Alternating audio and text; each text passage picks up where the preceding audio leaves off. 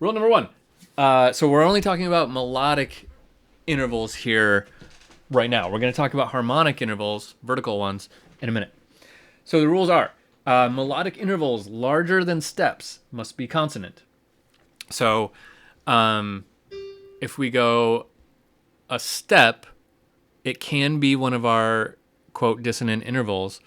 But if we go larger than a step, it has to be a consonant interval, which means a third, a minor third.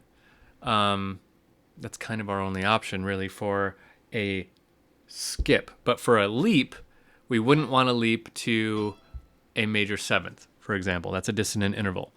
We would want to leap to something like a fifth, or even a fourth would be okay. Remember, I have a B flat in my key signature over here, so that's a fourth. If I didn't have a B flat, that would be a tritone, and that would be a no-no. That would be a definite no-no. No leaps of a tritone. In fact, that's the next rule. Intervals of minor sevenths, major sevenths, or tritones are prohibited. So we cannot go up by we cannot leap by a tritone, we cannot leap by a seventh, major or minor. So those are no-nos.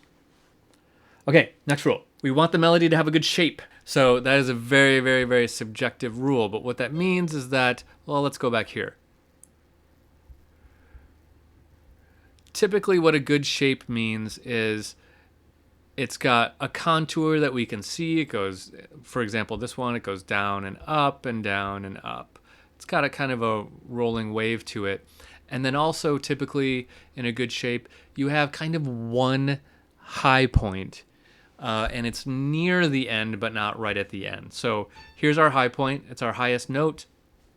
It's the bar before the end. That's a good place for it. This is a very subjective thing. We'll talk more about that in the future. Not too many repeated notes. You're supposed to only have at most one repeated note. So, like, repeated note would be like that. If we had 3 Ds in a row, that's a no-no.